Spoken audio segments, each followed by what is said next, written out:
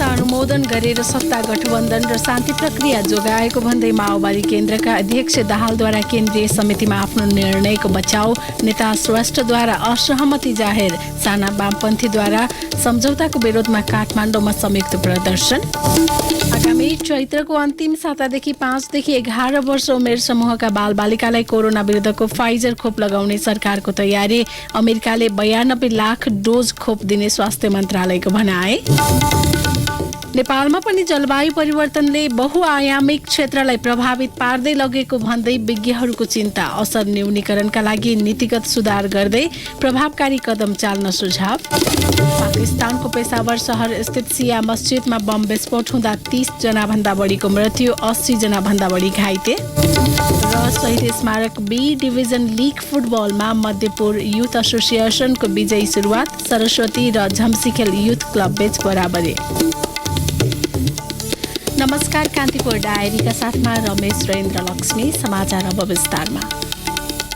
नेकपा माओवादी केन्द्रका अध्यक्ष पुष्पकमल दाहालले एमसीसी सम्झौता अनुमोदन भएपछि सत्तारूढ दलहरूबीच आगामी चुनावसम्म मिलेर जाने वातावरण बनेको भन्दै एमसीसी बारे गरेको निर्णयको बचाउ गर्नुभएको छ।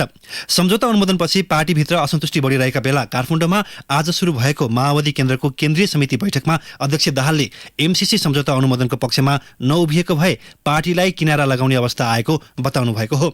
त्यस्तै उहाँले शान्ति प्रक्रियामै जटिलता उत्पन्न हुन सक्ने भएकाले आफू व्याख्यात्मक घोषणा सहित एमसीसीको पक्षमा उभिएको बताउनु भएको नेताहरूले बताएका छन्।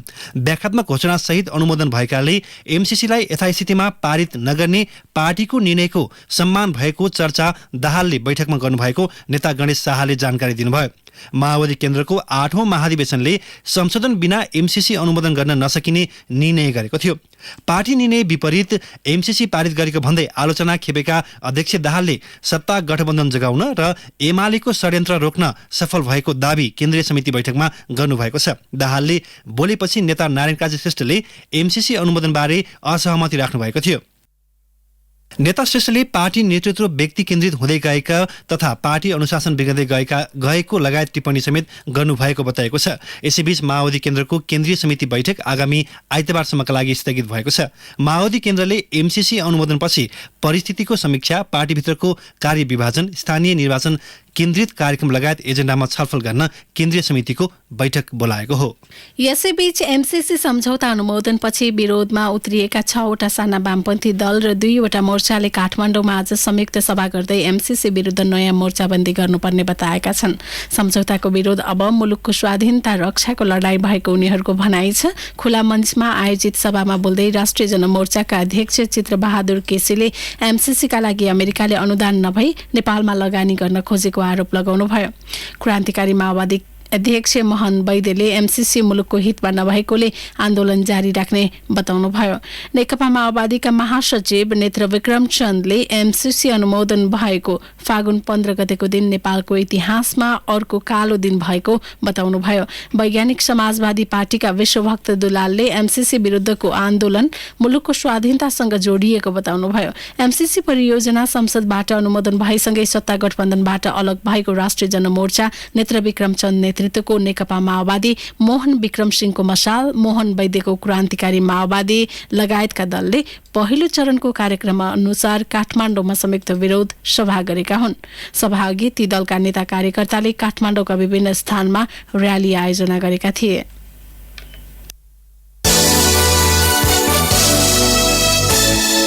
सरकारले आगामी चैतको अन्तिम सातादेखि 5 देखि 11 वर्ष उमेर समूहका बालबालिकालाई कोरोना संक्रमण विरुद्धको फाइजर खोप लगाउने भएको छ। अमेरिकाले नेपाललाई उपलब्ध गराउने 92 लाख डोज खोप सो उमेर समूहका बालबालिकालाई लगाउने तयारी भएको स्वास्थ्य तथा जनसङ्ख्या मन्त्रालयले जनाएको छ। मन्त्रालयका अनुसार विश्व स्वास्थ्य संगठन WHO अन्तर्गत कोभ्याक्स सुविधा अन्तर्गत 92 लाख मात्रा खोप नेपाल आउने टुङ्गो लागेसँगै खोप कार्यक्रमको कार्यतालिका बनाएको छ। चैत महिनाको मध्यसम्ममा 15 लाख मात्रा फाइजर खोप नेपाल भित्रिने मन्त्रालयका आपूर्ति व्यवस्थापन शाखाका प्रमुख डाक्टर सुरेन्द्र चौरासियाले बताउनुभयो। उहाँका अनुसार फाइजर खोपलाई भण्डारणका लागि आवश्यक -70 देखि -80 डिग्री सेल्सियसको तापक्रम क्षमताका पर्याप्त स्थान नभएकाले क्रमिक रूपमा फाइजर खोप ल्याइने भएको छ। यसैबीच फाइजर खोप 5 देखि 11 वर्ष उमेर समूहका सबै 35 लाख बालबालिकालाई फाइजर खोप सुनिश्चित भएको मन्त्रालय अन्तर्गतको खोप शाखा प्रमुख सागर दाहालले बताउनुभयो।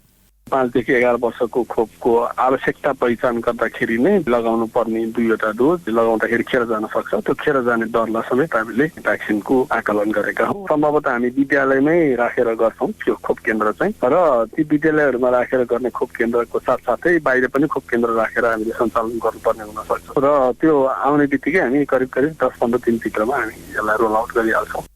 यसैबीच चीन सरकारको सहयोगमा 40 लाख मात्रा साइनोभेट खोप समेत यही चैतको मध्यसम्ममा नेपाल आइपुग्ने भएको छ। सो खोप 18 वर्ष माथि उमेर समूहका नागरिकलाई लगाइने मन्त्रालयको तयारी छ।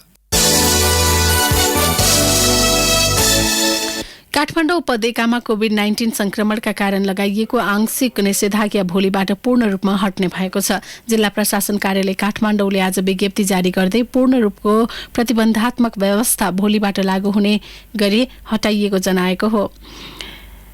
काठमाडौँ उपत्यकामा गत माघ तेस्रो सातादेखि आंशिक रूपमा स्मार्ट लकडाउन गरिएको थियो। यसैबीच नेपालमा थप 126 जनामा कोरोना भाइरस संक्रमण पुष्टि भएको छ। 8,933 जनामा गरिएको PCR तथा एन्टिजेन परीक्षणमा सो संख्यामा संक्रमण पुष्टि भएको मन्त्रालयले जनाएको छ।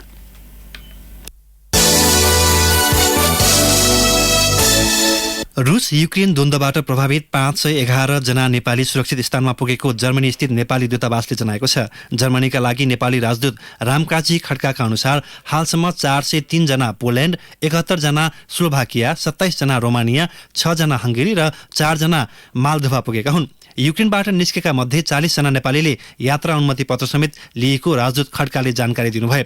युक्रेनको सीमामा आइपुगेका नेपालीको सहयोगका लागि गैर आवासीय नेपाली संघका स्वयंसेवकहरू खटिएका छन्। नेपालीलाई खाने, बस्ने र सुरक्षित स्थानमा लैजाने तथा नेपाल फर्कन चाहनेका लागि आर्थिक संकलन समेत भइरहेको उद्धारका लागि गठित समितिका संयोजक डाक्टर बद्री केसीले जानकारी दिनुभयो। कान्तिपुर डायरीमा अब ब्रेकको पालो। ब्रेकपछि कान्तिपुर डायरीमा अब कान्तिपुर सविस्तार। कान्तिपुर सविस्तार। पछिल्लो समय जलवायु परिवर्तन विश्वको लागि चुनौती बन्दै गएको छ। विश्व आधुनिक विकासतर्फ लम्किरहँदा प्राकृतिक असन्तुलनका कारण पृथ्वीको तापक्रम बढ्दो छ। मानवीय क्रियाकलाप तथा प्राकृतिक अस्थिरताका कारण दीर्घकालसम्म जलवायुमा हुने कुनै पनि किसिमको परिवर्तन नै जलवायु परिवर्तन हो भनेर मानिन्छ। ठूला उद्योग धन्दा तथा सवारी साधनबाट निस्कने धुवाँ, दैनिक प्रयोग हुने प्लास्टिक तथा फोहोरहरूको जथाभावी प्रयोग तथा कार्बन डाइअक्साइडको अत्याधिक उत्पादनले जलवायु परिवर्तनको असर बढाइरहेको छ। त्यसमाथि नेपाल जस्ता मुलुकमा जलवायु परिवर्तनको असरले बहुआयामिक क्षेत्रलाई प्रभावित पार्दै लगेको भन्दै चिन्ता व्यक्त भएका छन्। हरित गृह ग्यासहरू वायुमण्डलमा तीव्र गतिमा फैलिनु, खनिज इन्धनको अत्याधिक दोहन तथा वन विनाश लगायतका कारणले पृथ्वीको तापक्रम बढ्दै गएको विभिन्न अध्ययनहरूले देखाएका छन्, जसको प्रत्यक्ष असरले गर्दा जलवायुमा निकै नै परिवर्तन देखा परेका छन्। जलवायु परिवर्तन सम्बन्धी अन्तर सरकारी मञ्च IPCC को एक अध्ययन अनुसार विश्वको तापक्रम 1.1 डिग्री माथि रहेको छ। अहिले जस्तै हरित गृह ग्यास उत्पादन बढ्ने हो भने सन् 2050 सम्म विश्वको तापक्रम 1.5 डिग्री भन्दा माथि पुग्ने प्रक्षेपण गरिएको छ। यो अवस्थामा नेपालमा पनि जलवायु परिवर्तनका असरहरू बढ्दै गएको विज्ञहरूको भनाइ छ। जलवायु परिवर्तनका कारण नेपालका हिमाली, पहाडी तथा तराई क्षेत्रमा फरक फरक खालका असर देखा परेको जलवायु अध्येता अजय दीक्षित बताउँछन्। हिमाली क्षेत्रमा गयो भनेदेखि हिम नदीमा पारेको प्रभावहरू हिमतालहरू बढ्दै गरेको, हिउँ पग्लिने दर बढेको, त्यसपछि गएर हामी मध्य पहाडी क्षेत्रमा आयौँ भनेदेखि पानी पर्ने दर बढी भएको, हिउँ पर्ने ठाउँमा पानी पर्न थालेको, पानी पर्ने दरको साथसाथै अब भनौँ न अरू खालका तापक्रम माथि गएको, त्यस्ता खालका असरहरू हामीले देख्दै गरेका छौँ। त्यसपछि तराईमा गयौँ भनेदेखि पहिलेको तुलनामा गर्मी बढेको। तापमान वृद्धिको प्रवृत्तिलाई हेर्दा तराईमा भन्दा हिमाली र पहाडी भेगमा उच्च पाइएको छ। तापक्रम वृद्धिका कारण छोटो समयमा धेरै वर्षा, लामो खडेरी, अत्याधिक बाढी, हिमताल विस्फोटन, धेरै दिनसम्म कुहिरो लाग्ने, शीतलहर, पानीका स्रोतहरू सुक्ने, वन डढेलो लाग्ने जस्ता नकारात्मक असरहरू देखा परेका छन्। विशेष गरी हिमाली क्षेत्रमा क्रियाशील रहेका प्रकृति संरक्षण अभियन्ता पीके शेर्पा भन्छन्, म हिमाल क्षेत्रमै बढी काम गरेको कारणले हिमाली क्षेत्रमा मैले प्रत्यक्ष देखेको र भोगेको कुरा चाहिँ के हो भने यो जुन हिमालमा हिउँ म्याक्सिमम पक्लेको देखिन्छ। त्यो पक्लेको कारणले गर्दाखेरि हिमतालहरू अहिले लगभग 300 भन्दा बढी चाहिँ जोखिममा परेको देखिन्छ।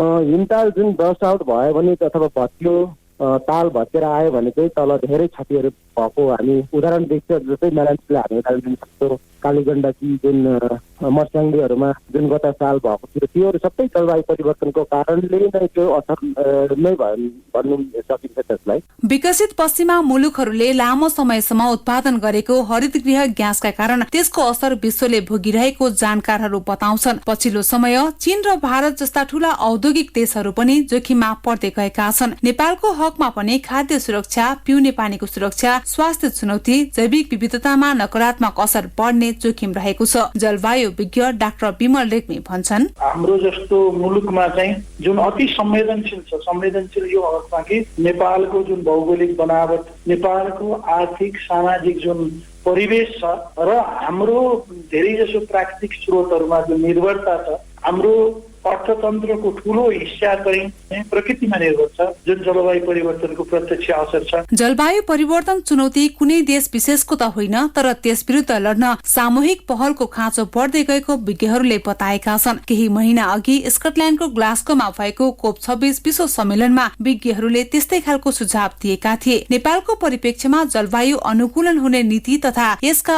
असरहरू कम गर्न प्रभावकारी कार्यक्रमको आवश्यकतामा जोड दिएको छ। जलवायु परिवर्तन सम्बन्धी एकजना जानकार मन्जित ढकाल जलवायु परिवर्तनको असर कम गर्न विद्युतीय सामग्रीको प्रयोग लगायतमा जोड दिन्छन्। उनी भन्छन्, यो पहिलो त यसको मुख्य कारक भनेर जुन हरितगृह ग्यास भन्छौँ त्यो भनेको पेट्रोल डिजलहरू बाल्दा आगलागी हुँदाखेरि होइन लगायत निस्किने जसले गर्दा पृथ्वी तताउनमा सहयोग पुगिरहेको हुन्छ, त्यसलाई नै कम गर्नु पर्यो होइन। भनेपछि विश्वले चाहिँ खनिज इन्धनको प्रयोग कम गर्ने होइन, यातायात क्षेत्रलाई विद्युतीकरण गर्ने, खाना पकाउनको लागि नेपालकै जस्तो ठाउँमा पनि हामी पनि बिजुली होइन एलपिजी ग्यासको सट्टा बिजुलीमा जाने लगायतको कुराहरू चाहिँ यसको दीर्घकालीन समाधानका कुरा भए भने अर्कोतर्फ चाहिँ हामीले के पनि अब गर्न सुरु गरिरहेका छौँ र गर्नुपर्छ अझ थप भने यो परिवर्तन त आइरहेको छ जलवायुमा, योसँग हामी कसरी अनुकूलन हुँदै जाने। अब चाहिँ हामीले केन्द्र सरकार प्रदेश सरकारको भूमिका त छँदैछ, स्थानीय सरकारको भूमिका जलवायु परिवर्तनसँग जुझ्नको लागि के बनाउने भन्नेमा अझ विशेष ध्यान दिनुपर्ने जरुरी देखिन्छ। पछिल्लो अध्ययनहरूले जलवायु परिवर्तनका कारण हिमालहरू पग्लिँदै जाने, तालहरू फुट्ने तथा बेमौसमी वर्षाका कारण अन्न बालीहरूमा नोक्सान पुग्ने जस्ता समस्याले नेपाललाई गाँच्दै लैजाने देखिएको छ। त्यसैले जलवायु परिवर्तनको असर न्यूनीकरणका लागि नीतिगत सुधार मात्र नभई प्रभावकारी व्यावहारिक कदम चाल्नुपर्ने विज्ञहरूको सुझाव छ। रेडियो कान्तिपुरका लागि सुनिता पोखरेल।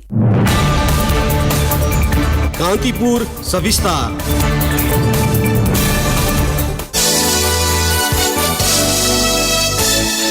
नेपाल प्रहरीको साइबर ब्युरोले पीडितको गोपनीयताको हक हनन हुने खालका कुनै पनि सामग्री प्रकाशन प्रसारण नगर्न अनुरोध गरेको छ। पछिल्लो समय गम्भीर प्रकृतिको अपराधको अनुसन्धान कार्यलाई प्रभावित पार्ने उद्देश्यले युट्युब, टिकटक लगायत सामाजिक सञ्जालमा भिडियो र तस्बिर अपलोड गरिएको ब्युरोले जनाएको छ। त्यस्ता भ्रामक एवं झुटा क्याप्सन राखिएका सामग्रीले समाजमा उत्तेजना र अफवाह फैलाएको तथा पीडितको सामाजिक एवं मानसिक स्वास्थ्यमा असर पुगेको ब्युरोका प्रमुख प्रहरी वरिष्ठ उपरीक्षक नविन्द अर्यालले बताउनु। त्यस्ता सामग्री प्रकाशन प्रसारण गर्नेलाई विद्युतीय कारोबारको कसुरमा कारबाही गरिने ब्युरोले जनाएको छ। सर्वोच्च अदालतले देशभरका नदी नाला तथा खोलाहरूबाट जथाभावी रूपमा भइरहेको रोडा ढुङ्गा र गिट्टी बालुवा उत्खननका विषयमा अध्ययन गरी प्रतिवेदन पेश गर्न सरकारका नाममा आदेश जारी गरेको छ। अधिवक्ता पदमबहादुर श्रेष्ठ सहित अन्य 6 जना अधिवक्ताद्वारा देशभरका नदी नालाबाट जथाभावी रूपमा गरिएको उत्खननले मानव जीवन बस्ती र वातावरणमा प्रतिकूल असर गरेको भन्दै दायर रिट निवेदनमाथि सुनवाई गर्दै सर्वोच्चले पछिल्लो आदेश दिएको हो। सर्वोच्चको आदेशमा नदी उत्खनन सम्बन्धमा अध्ययन गर्न बहालवाला सचिवको अध्यक्षतामा उच्चस्तरीय समिति गठन गर्न समेत सरकारलाई भनिएको छ।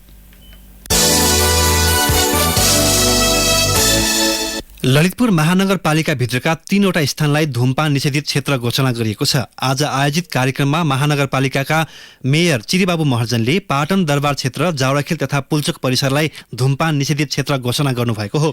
आजदेखि 1 सातासम्म सो क्षेत्रमा धूमपान नगर्न आग्रह गर्ने मेयर महर्जनले बताउनुभयो। 1 सातापछि सो क्षेत्रमा बसेर धूमपान गर्नेलाई जरिवाना तिराइने जनाइएको छ। जरिवानाबाट उठेको रकम क्यान्सर रोगका बिरामीको उपचारका लागि सहयोग गरिने जनाइएको छ। कान्तिपुर डायरीमा अब पर्वत डायरीको पालो। नमस्कार, पर्वत डायरीबाट म रामकृष्ण लामिछाने। राष्ट्रिय गौरवको आयोजना अन्तर्गतको कालीगण्डकी करिडोरको 1 दशकमा 31% मात्रै प्रगति भएको छ। आयोजना निर्माणमा भएको ढिलासुस्तीका कारण आर्थिक वर्ष 2066-67 मा सुरु भएको कालीगण्डकी करिडोर अर्थात् मालढुङ्गा रामदे गैंडाकोट खण्डको हालसम्म 31.25% मात्र प्रगति भएको हो। गैंडाकोट रामदे मालढुङ्गा सडक अन्तर्गत 245 किलोमिटर रहेको छ। सरकारले यो सडकको ट्र्याक निर्माण गर्ने तथा स्तरोन्नति गर्ने काम गर्दै आएको छ। यो आयोजनाको आर्थिक वर्षको दोस्रो त्रैमासिक अवधिमा पनि लक्ष्य अनुसार आधा पनि काम नभएको पाइएको छ। नगरपालिकाले सघन शहरी विकास कार्यक्रम अन्तर्गत चालु वर्ष प्राप्त गरेको रु 50 करोड रुपैयाँबाट कुस्माका सबै वडामा रहेका मुख्य कच्ची सडकलाई पक्की बनाउने योजना अगाडि सारेको हो। यसका लागि कुस्मा नगरपालिकाको प्रत्येक वडामा पुगेर योजनाका बारेमा जनप्रतिनिधिसँग छलफल गरेको छ। सडक कालोपत्रे योजना अनुरूप वडाहरूमा योजना छनौट गर्न सुरु गरिएको छ। पर्वतमा गरिब परिवार पहिचान तथा परिचय पत्र वितरण कार्य सुरु भएको छ। जिल्लाका 2 नगरपालिका र 5 गाउँपालिकामा गरिब परिवार पहिचान तथा परिचय पत्र वितरण कार्य सुरु भएको हो। गरिबको रेखामुनि परेका परिवारको तथ्याङ्क संकलन गरी उनीहरूलाई परिचय पत्र वितरण गर्न थालिएको स्थानीय तहहरूले जनाएका छन्। अहिले जिल्लाका 7वटै स्थानीय तहमा गणक तथा सुपरिवेक्षक परिचालन गरिएको छ। पर्वतको फलेवास नगरपालिका वडा नम्बर 8 ठानामौलामा स्थानीय 4 भन्ज्याङ सेवा केन्द्रले सञ्चालन गरेको टेलिमेडिसिन सेवा प्रभावकारी बन्दै गएपछि स्थानीय सर्वसुलभ रूपमा उपचार सेवा पाएका छन्। ग्रामीण क्षेत्रमा इन्टरनेटको माध्यमबाट नेपालको काठमाडौँ, पोखरा तथा बेलायतमा रहेका विदेशी विशेषज्ञ डाक्टरले स्वास्थ्य सेवा दिन थालेपछि स्थानीय बासिन्दा लाभान्वित बनेका हुन्। अहिले उक्त सेन्टरमा बिरामीहरूको भेट लाग्न थालेको छ। अवस्थ पर्वत डायरीबाट म रामकृष्ण लामिछाने बिदा हुन्छु। नमस्कार। पर्वत डायरीपछि कान्तिपुर डायरीमा पुनः ब्रेकको पालो। ब्रेकपछि अब आर्थिक प्रसङ्ग। कमिसन वृद्धि गर्न माग गर्दै पेट्रोलियम व्यवसायीहरूले पेट्रोलियम पदार्थको ढुवानी बन्द गरेका छन्। नेपाल आयल निगमले गए रातिबाट इन्धनको मूल्य बढाए पनि प्रतिशतमा विक्रेतालाई दिँदै आएको कमिसन वृद्धि नगरेको भन्दै व्यवसायीहरूले देशभर पेट्रोलियम पदार्थको ढुवानी बन्द गरेका हुन्। थानकोट डिपो प्रमुख शैलेन्द्र भूषालका अनुसार विक्रेता कमिसन यथावत राखेको भन्दै निजी पम्प सञ्चालकहरूले पेट्रोलियम पदार्थ उठाएका छैनन्। पेट्रोलियम डिलर्स एसोसिएसनका अध्यक्ष लीलेन्द्र प्रधानले देशभरका प्रोडक्ट डेलिभरी अर्डर PDO जारी नभएको बताउनुभयो। निगमका निमित्त नायब कार्यकारी निर्देशक नागेन्द्र शाहका अनुसार विक्रेताले मूल्य वृद्धिको आधारमा प्रति लिटर 3.14% कमिसन पाउँदै आएका थिए। गैरातीदेखि नयाँ मूल्य लागू भएपछि प्रतिशतको आधारमा कमिसन वृद्धि हुँदा व्यवसायीलाई प्रति लिटरमा थप 0.15 पैसा कमिसन दिनुपर्थ्यो। तर अन्तर्राष्ट्रिय बजारमा कच्चा तेलको मूल्य दैनिक उकालो लाग्दा निगमको नोक्सानी चुलिएको छ। निगम सञ्चालक समितिले विक्रेता कमिसन हाललाई फागुन 7 गते कायम भए अनुसार नै यथावत राख्ने निर्णय गरेको विरोधमा एसोसिएसनले डिपोबाट पेट्रोलियम पदार्थको ढुवानी रोकेको हो। घाटा चुलिएको भन्दै निगमले आफ्ना कर्मचारीको पोसाक संरक्षण खर्च समेत कटौती गरेको छ। यद्यपि निगमले भने व्यवसायीले पेट्रोल ढुवानी नगरे अन्य वैकल्पिक प्रयोग गरेर भए पनि आपूर्ति सहज बनाउने जनाएको छ। विदेशबाट अवैध रूपमा भित्रिने मोबाइल नियन्त्रण गर्न लागू गर्ने भनिएको mobile device management system MDMS आगामी वैशाखबाट पूर्ण रूपमा सञ्चालनमा आउने भएको छ। नेपाल दूरसञ्चार प्राधिकरणको 24औं वार्षिकोत्सवका अवसरमा प्राधिकरणका अध्यक्ष पुरुषोत्तम खनालले MDMS प्रणाली कार्यान्वयनका लागि सर्भिस प्रोभाइडर छनौटका लागि साथै आवश्यक सफ्टवेयर आयात गरी जडानको काम सम्पन्न भएको बताउनुभयो। इम्पोर्टर मोडल सञ्चालनमा आइसकेको र कस्टम मोडल सञ्चालन तयारीको अवस्थामा रहेको भन्दै उहाँले मोबाइल नेटवर्क अपरेटर र ल इन्फोर्समेन्ट एजेन्सी मोडल सञ्चालनमा ल्याउने चरणमा पुगेको बताउनुभयो। चालु आर्थिक वर्षको बजेटमा गत साउन 1 गतेबाट MDMS लागू गर्ने भने पनि यसले अझै पूर्णता पाएको थिएन। सुनको मूल्य प्रतितोला झण्डै 1 लाख पुगेको छ। आज सुन प्रतितोला 900 रुपियाँले बढेर 79,900 रुपियाँ पुगेको नेपाल सुन चाँदी व्यवसायी महासंघले जनाएको छ। चालु आर्थिक वर्षमा सुनको मूल्यमा भएको यो अहिलेसम्मकै उच्च वृद्धि हो। अन्तर्राष्ट्रिय बजारमा सुनको भाव बढेकाले नेपालमा असर परेको महासंघका पूर्व अध्यक्ष मणिरत्न साक्यले जानकारी दिनुभयो। कान्तिपुर डायरीमा अब अन्तर्राष्ट्रिय प्रसङ्ग। उत्तर पश्चिमी पाकिस्तानी शहर पेशावरमा रहेको एक सिया मस्जिदमा शक्तिशाली बम विस्फोट हुँदा 30 जना भन्दा बढीको मृत्यु भएको छ। 80 भन्दा बढी घाइते भएको पाकिस्तानी सञ्चार माध्यमले जनाएका छन्। पेशावरको पुरानो शहरमा रहेको कुचा रिसालदार मस्जिदमा आजको नमाजका लागि प्रार्थना भइरहेका बेला विस्फोट भएको हो। पेशावरका प्रहरी प्रमुख मोहम्मद एजाज खानका अनुसार मस्जिद बाहिर 2 हतियारधारी आक्रमणकारीले प्रहरीमाथि गोली चलाउँदा हिंसा सुरु भएको थियो। गोली हानाहानमा 1 आक्रमणकारी र 1 प्रहरीको मृत्यु भएको छ। पछिल्ला महिनाहरूमा पाकिस्तानमा हिंसात्मक घटना बढ्दै गएको छ। पाकिस्तानका प्रधानमन्त्री इमरान खानले बम विस्फोटको निन्दा गर्दै घाइतेहरूको उपचारमा ध्यान दिन निर्देशन दिनुभएको छ। युक्रेनका राष्ट्रपति भोलोदिमिर जेलेन्स्कीले रुसी समकक्षी भ्लादिमिर पुटिनसँग प्रत्यक्ष वार्ताका लागि आग्रह गर्नुभएको छ। राष्ट्रपति जेलेन्स्कीले युद्ध अन्त्यका लागि पुटिनसँग नै वार्ता गर्नुपर्ने बताउनु भएको हो। आफूहरूले रुसमा आक्रमण नगर्ने र त्यसको योजना समेत नरहेकोले आफ्नो भूमिलाई छोड्न जेलेन्स्कीले आग्रह गर्नुभएको हो।